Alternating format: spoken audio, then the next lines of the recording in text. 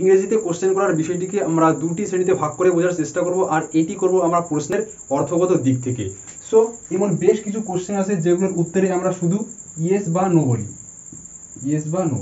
এমন কিছু কোশ্চেন আছে যেগুলোর উত্তরে আমরা শুধু ইয়েস বা নো বলবো। এবার এমন কিছু কোশ্চেন আছে যেগুলোর উত্তরে আমাদের কিছু ইনফরমেশন দিতে হয়। সো দুই টাইপের হয়ে গেল, একটা হলো কি ইনফরমেশন দিতে হবে, আর একটা হলো কি তার উত্তরে শুধু আমরা হ্যাঁ বা না বলবো। যেমন তোমাকে যদি বলা হয় তুমি কি ফুটবল খেলো, তুমি কি বলবে? হ্যাঁ আমি ফুটবল খেলি। সো এখানে কি বলছি, আমরা উত্তরে হ্যাঁ বলছি। এবার যদি বলা হয় তুমি কি টিভি দেখো বা তুমি কি মুভি দেখো, তুমি যদি বলো না আমি মুভি দেখি না, উত্তরে কি বলতে পারো তুমি? না আমি মুভি দেখি না। তাহলে এটা একটা টাইপ হয়ে গেল যে এখানে ইয়েস বা নো আসছে, মানে এই প্রশ্নগুলির উত্তরে ইয়েস বা নো আসছে। যে তুমি কি ফুটবল খেলো, তুমি কি বই পড়ো, তুমি কি টিভি দেখো, তো এক্ষেত্রে কি হয় ইয়েস নো হ্যাঁ না করে আমরা কোশ্চেনটার উত্তরটা দিতে পারি। ঠিক আছে, এবার বেশ কিছু কোশ্চেন আছে যেগুলিকে আমাদের ইনফরমেশন দিতে হয়, যেগুলির অ্যান্সারে ইনফরমেশন আসবে, উত্তরে ইনফরমেশন আসবে। যেমন যদি বলা হয় তোমাকে তুমি কখন ফুটবল খেলো, তো এক্ষেত্রে কি বলবে? তুমি কি হ্যাঁ বা না বলবে? নিশ্চয়ই বলবে না, তুমি বলবে যে আমি বিকেলবেলা ফুটবল খেলি। তুমি কখন বই পড়ো, তুমি কি বলবে? আমি রাত্রেবেলা বই পড়ি, আমি সকালবেলা বই পড়ি, সন্ধ্যাবেলা বই পড়ি। তাহলে এইসব যে কোশ্চেন আছে এক্ষেত্রে কিন্তু আমরা ইয়েস বা নো বলছি না, এক্ষেত্রে আমাদের কিছু ইনফরমেশন দিতে হচ্ছে, তথ্য দিতে হচ্ছে। তাহলে দুইটা কি হলো, একটা টাইপে আমরা ইয়েস আর নো বলবো সেই প্রশ্নের উত্তরে, এবার একটা টাইপে আসছে আমরা ইনফরমেশন দেবো, কিছু তথ্য দেবো। তাহলে ব্যাপারটা বুঝে গেল দুটি পার্টটা কিরকম হলো। সো এক্ষেত্রে আজকের ভিডিওতে আমরা শিখবো ইয়েস আর নো দিয়ে যেসব কোশ্চেনের উত্তরটা আমরা দিতে হয় সেই কোশ্চেনগুলোকে আমরা কিভাবে ক্রিয়েট করি। এটা যেহেতু দুটি পার্ট, তাহলে আমরা দুটি ক্লাসে এই দুটি পার্টকে বোঝার চেষ্টা করবো। আজকের ক্লাসে আমরা শিখবো যেসব প্রশ্নের উত্তরে ইয়েস আর নো বলতে হয় সেই কোশ্চেনগুলি আমরা কিভাবে ক্রিয়েট করবো, সেই প্রশ্নগুলি আমরা কিভাবে করতে পারি। আর এর পরের ক্লাসে আমরা শিখবো ইনফরমেশন রিলেটেড যে প্রশ্নগুলো আছে সেগুলো। ঠিক আছে, সো চলো দেখা যাক আজকের এই ক্লাসটি। প্রথম কোশ্চেনটা আছে লীলা কি তোমার বোন। এই কোশ্চেনটা কি আছে, লীলা কি তোমার বোন, এর উত্তরে আমরা কি বলবো? হ্যাঁ লীলা আমার বোন, বা না লীলা আমার বোন না। তাহলে এটা কোন টাইপ?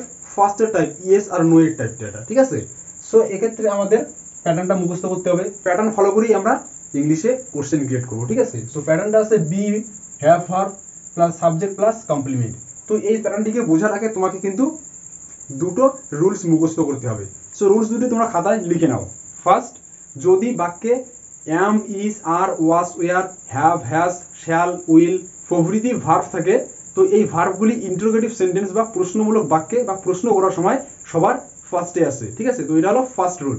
আরেকবার বলছি শুনে নাও, যদি বাক্যে am is are was were have has প্রভৃতি অক্সিলারি ভার্ব থাকে তাহলে ইন্টারোগেটিভ সেন্টেন্সে এই ভার্বগুলি সবার সামনে আসে। এবার নাম্বার 2, ঠিক আছে, সো এই am is are was were have has প্রভৃতি অক্সিলারি ভার্বগুলি ছাড়া যদি বাক্যে অন্য কোনো ভার্ব থাকে তাহলে ইন্টারোগেটিভ সেন্টেন্সে বা প্রশ্ন করার সময় আমাদের ডু ভার্ব আনতে হবে, অক্সিলারি ভার্ব হিসেবে ডু ভার্ব আনতে হবে, এবং টেন্স ও পার্সন অনুযায়ী ডু ভার্বের পরিবর্তন হবে। এই দুটি রুলস খাতায় তোমরা লিখে নাও, দেন তোমরা ভিডিওটিকে আবার রিজিউম করবে। তো এখানে ফার্স্ট কোশ্চেন আছে লীলা কি তোমার বোন, এটা একটা কি ইন্টারোগেটিভ সেন্টেন্স।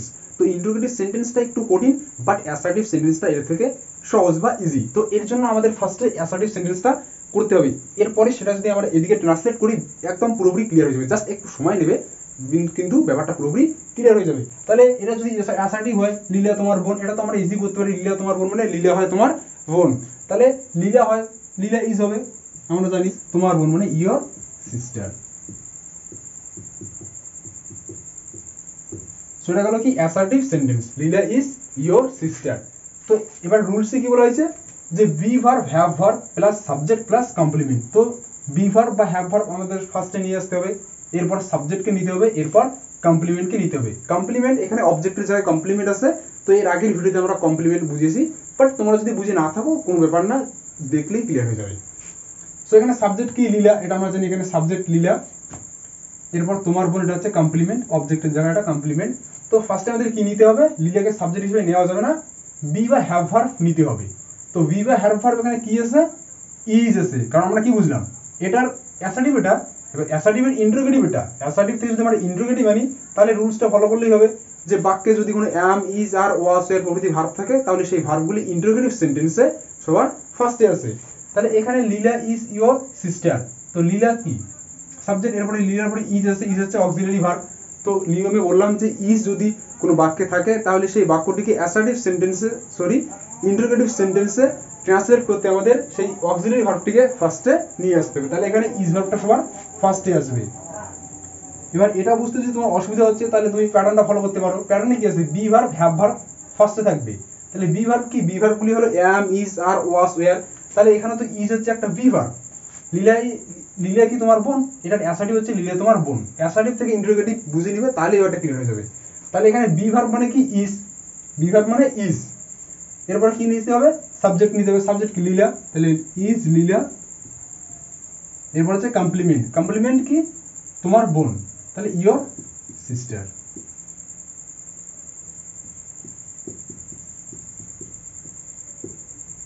এটা কি হয়ে গেল, ইজ লীলা ইয়োর সিস্টার। লীলা কি তোমার বোন, ইজ লীলা ইয়োর সিস্টার।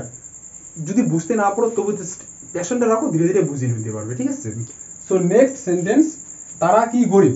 তো এটা হচ্ছে ইন্টারোগেটিভ সেন্টেন্স, মানে এখানে প্রশ্ন করা হচ্ছে তারা কি গরিব। এর অ্যাসার্টিভটা কি, বর্ণমূলক বাক্যটা কি, তারা গরিব। অ্যাসার্টিভ থেকে ইন্টারোগেটিভে আমরা আসবো, তাহলে ব্যাপারটা পুরোপুরি ক্লিয়ার হয়ে যাবে।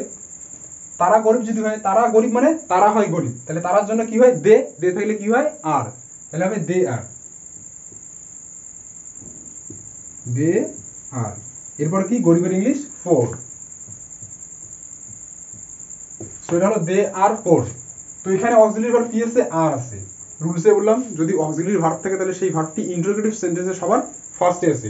বা তোমরা প্যাটার্ন যদি ফলো করো, প্যাটার্নে কি আছে, বি ভার্ব। বি ভার্ব কি সবার সামনে আসবে, সাবজেক্টের আগে বি ভার্ব থাকবে। তাহলে এখানে বি ভার্ব কি, আর আছে be verb.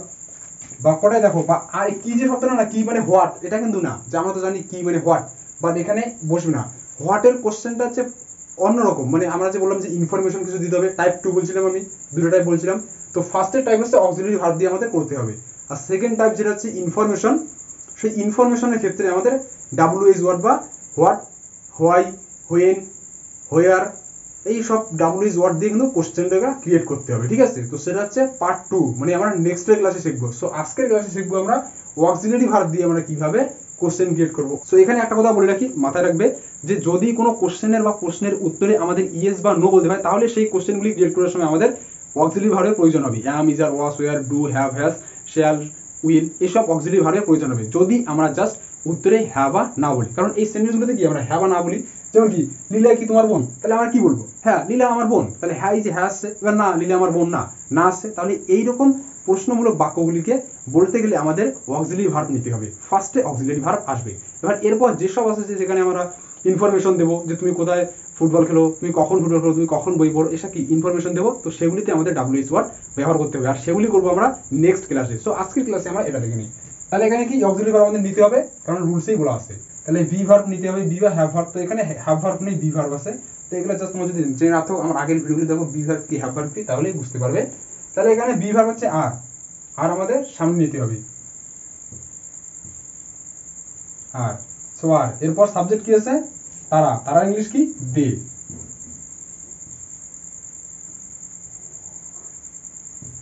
R they four, গরিব ইংলিশ হচ্ছে ফোর।